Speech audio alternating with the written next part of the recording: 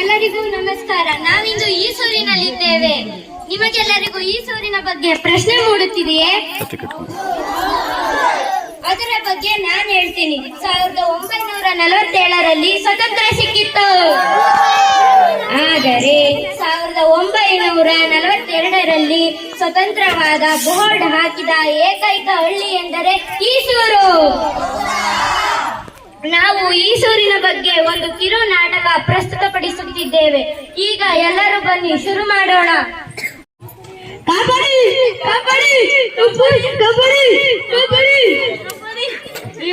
ಕಬಡ್ಡಿ ಕಬಡ್ಡಿ.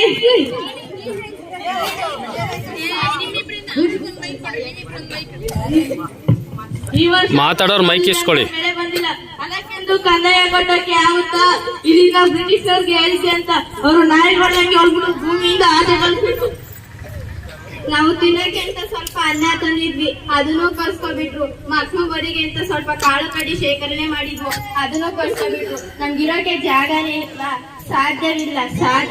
ಇಡೀ ದೇಶದಲ್ಲಿ ಸ್ವಾತಂತ್ರ್ಯ ಚಳವಳಿ ವ್ಯಾಪಕವಾಗಿ ನಡೆಯುತ್ತಿದೆ. ಮಹಾತ್ಮ ಗಾಂಧೀಜಿ, ಸುಭಾಷ್ ಚಂದ್ರ ಬೋಸ್, ಸರ್ದಾರ್ ವಲ್ಲಭಾಯ್ ಪಟೇಲರ ನಾಯಕತ್ವದಲ್ಲಿ ಚಳವಳಿ ನಡೆಯುತ್ತದೆ. ಹೌದು, ನಮ್ಮ ಗಾಂಧಿ ಅವರು ಬ್ರಿಟಿಷರೇ ಭಾರತ ಬಿಟ್ಟು ತೊಲಗಿ ಎಂದು ಘೋಷಣೆ ನೀಡಿದ್ದಾರೆ. ಏನಂತಿದ್ದಾರೆ? ಭಾರತ ಬಿಟ್ಟು ತೊಲಗಿ, ಬ್ರಿಟಿಷರೇ ಭಾರತ ಬಿಟ್ಟು ತೊಲಗಿ. ಸ್ನೇಹಿತರೆ, ಈ ದಿನ ಆಗಸ್ಟ್ 9, 1942 ನಮ್ಮ ಈಸೂರು ಮಾದರಿಯಾಗಿದೆ ಎಂದು ಅನ್ನಿಸಿಕೊಳ್ಳಬೇಕು. ನಮ್ಮ ಶಿರಸಿ ಪ್ರಾಂತ್ಯಕ್ಕೆ ದೊಡ್ಡ ಹೆಸರು ತರಬೇಕು. ಏನಂತೀರಾ ಸ್ನೇಹಿತರೆ? ವಿಷಯ ಗೊತ್ತಾಯಿತಾ? ಗಾಂಧೀಜಿಯವರು ಇವಾಗ ಜೈಲಿನಲ್ಲಿದ್ದಾರೆ. ಬ್ರಿಟಿಷರು ಅವರನ್ನು ಬಂಧಿಸಿದ್ದಾರೆ. ಇವಾಗ ಅವರೇ ಇಲ್ಲ ಎಂದ ಮೇಲೆ ನಾವೇನು ಮಾಡುವುದು? ಅದನ್ನ ನಾನು ಹೇಳ್ತೀನಿ. ಗಾಂಧೀಜಿಯವರು ಸೆರೆಮನೆಯಲ್ಲಿದ್ದರು. ಕಸ್ತೂರಬಾ ಅವರಿಗೆ ಹುಷಾರಿಲ್ಲದಿದ್ದರು. ಅವರು ಸ್ವಾತಂತ್ರ್ಯ ಚಳವಳಿಯಲ್ಲಿ ಭಾಗವಹಿಸಿದರಂತೆ. ಅದೇ ತರ ಮಾಡಬೇಕು. ಏನ್ ಹೇಳ್ತೀರಾ? ನಾವು ಸ್ವತಂತ್ರ ಪಂಚಗಳನ್ನು ಹಚ್ಚಬೇಕು. ಏನ್ ಹೇಳ್ತೀರಾ ಸ್ನೇಹಿತರೆ? ಈಗ ನಾವು ಯಾರಿಗೂ ಗೊತ್ತಾಗದ ರೀತಿಯಲ್ಲಿ ಸೇರಿದ್ದೇವೆ. ಈಗ ಸ್ವತಂತ್ರ ಬಂಧುಗಳನ್ನು ಹಚ್ಚುವ ಬಗ್ಗೆ ಹೇಗೆ ನನಗೆ ಒಂದು ಉಪಾಯವಿದೆ. ನಾವೆಲ್ಲರೂ ಕಟ್ಟುವ ಕಂದಾಯವನ್ನು ನಾವೇ ನಿಲ್ಲಿಸಿ ಬಿಡೋಣ. ಇದೇ ನಮ್ಮ ಸ್ವಾತಂತ್ರ್ಯಕ್ಕೆ ಮೊದಲ ಹೆಜ್ಜೆ ಆಗುತ್ತದೆ. ಇಷ್ಟು ಮಾಡಿದ್ರೆ ಸಾಲದು. ಈ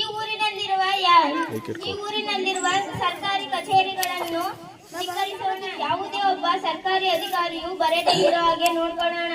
ಏನಂತೀರಾ? ಒಂದೇ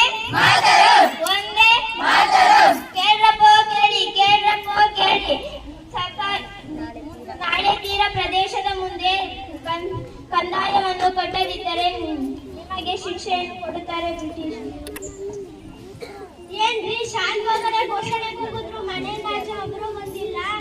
ಕರೀರಿ ಬರ್ಲಿ. ಸರ್, ನೀವು ಬಂದ್ರಿ ಅಂತ ಮನೆಯಲ್ಲಿ ಎದುರುಕೊಂಡು ಕೂತ್ಕೊಂಡ್ರೆ ಏನ್ರಿ ಪ್ರಯೋಜನ? ಅವರೆಲ್ಲ ಕಂದಾಯ ನೀವು ಕಟ್ತೀರಾ? ಕರೀರಿ ಬರ್ಲಿ. ಸರಿ ಸರ್, ಕೇಳಿ, ಕಂದಾಯ ಅಧಿಕಾರಿ ಬಂದಿದ್ದಾರೆ. ಬೇಗ ಬಂದು ನಿಮ್ಮ ಕಂದಾಯವನ್ನು ನೀಡಿ, ಇಲ್ಲ ಅಂದರೆ ಶಿಕ್ಷೆ ಅನುಭವಿಸಬೇಕಾಗುತ್ತೆ. ಎಕ್ಕಿತ್ತು ಸರ್, ಕಲ್ತೀರಿ ಕಲ್ತೀರಿ. ಘೋಷಣೆ ಕೂಗಿದ್ರು, ಮನೆಯಿಂದ ಆಚೆ ಒಬ್ಬರು ಬಂದಿಲ್ಲ. ನಮಗೇನು ಆ ಸ್ಪೀಕರ್ ಎತ್ಕೊಂಡು ಶ್ರೇಯ ಇದೆಯಲ್ಲ ಅವ್ಳು ಪಕ್ಕದಲ್ಲಿ ಮಾಡಿದ್ರು. ದೊಡ್ಡದು ಸ್ಪೀಕರ್ ಶ್ರೇಯನ್ ಪಕ್ಕದಲ್ಲಿ ಮಾಡಿದ್ರು. ಏ ಬ್ರಿಟಿಷರೇ, ಇದು ಸ್ವಾತಂತ್ರ್ಯ ಗ್ರಾಮ ಕಂದಾಯ ಕಟ್ಟೋಗಿಲ್ಲ, ಇಲ್ಲಿಗೆ ನೀವು ಬರೋದಿಲ್ಲ.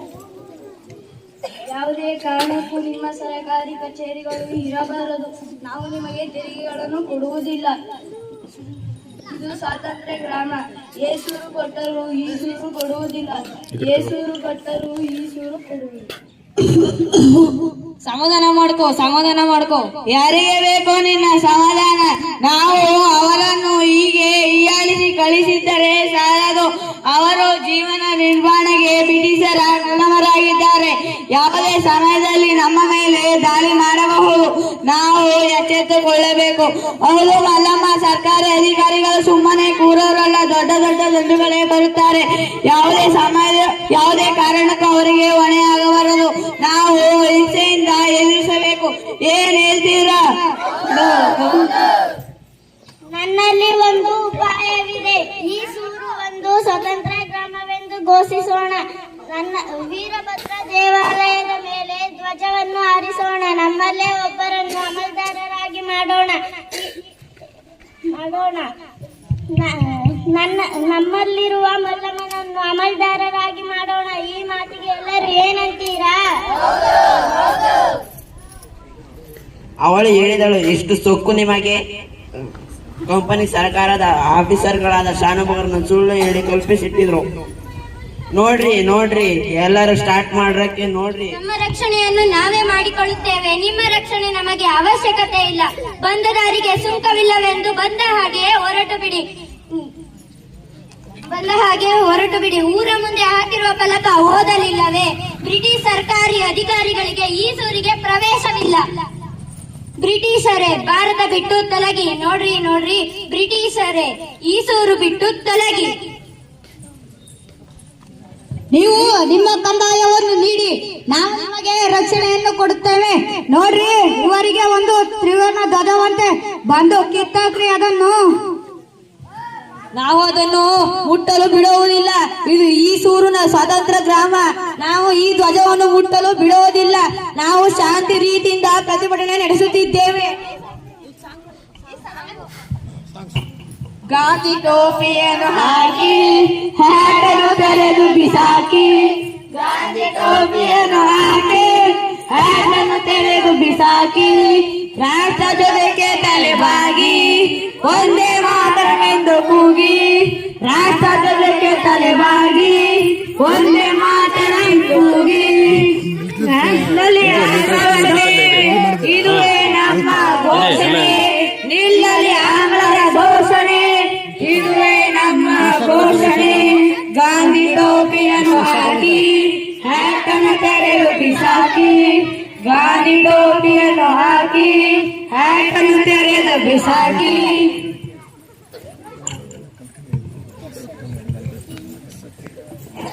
ಅವರು ಹೇಳಿದ್ರು ಅಂತ ಮುಖ ನೋಡೋದ? ಹೊಡಿರಿ.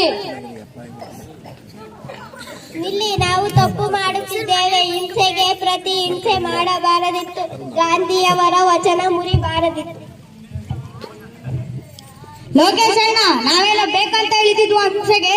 ನಮ್ಮ ಮುಂದೆನೆ ಅವಲಂಬಿಸಿದ್ರು, ಲಾಠಿ ಬೀಸಿದ್ರು, ಹೆಣ್ಮಕ್ಕಳ ಗಂಡಸರ ಮೇಲೆ ದೌರ್ಜನ್ಯ ನಡೆಸಿದ್ರು, ನಮ್ಮ ತ್ರಿವರ್ಣ ಧ್ವಜಕ್ಕೆ ಕಲ್ಲು ಹಾಕಿದ್ರು. ಇದನ್ನೆಲ್ಲ ನೋಡಿಕೊಂಡು ಸುಮ್ಮನಿರಬೇಕಾಗಿತ್ತ?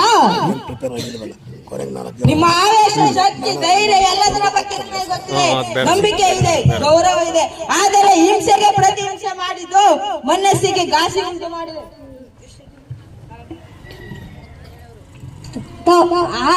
ಆದ ತಪ್ಪನ್ನು ಸರಿಪಡಿಸಲಾಗದು.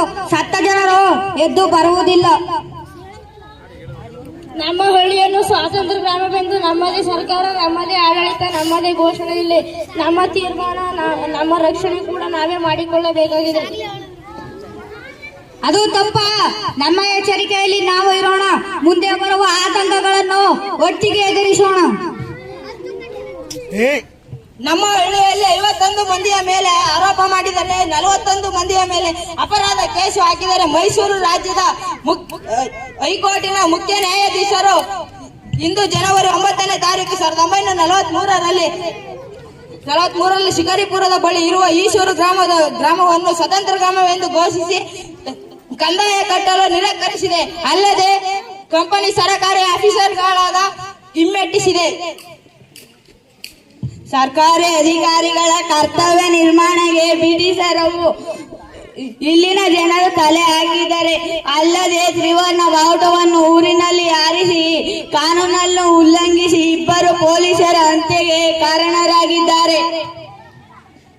ಈ ಊರಿನ ಜನರು ಕಾನೂನು ಉಲ್ಲಂಘಿಸಿ ದೌರ್ಜನ್ಯ ನಡೆಸಿದ ಮಲ್ಲಯ್ಯ, ಸೂರ್ಯನಾರಾಯಣ, ಜಲ್ಲಪ್ಪ ಇವರಿಗೆ ಸರ್ಕಾರವು ಮರಣದಂಡನೆಯನ್ನು ವಿಧಿಸಿದೆ.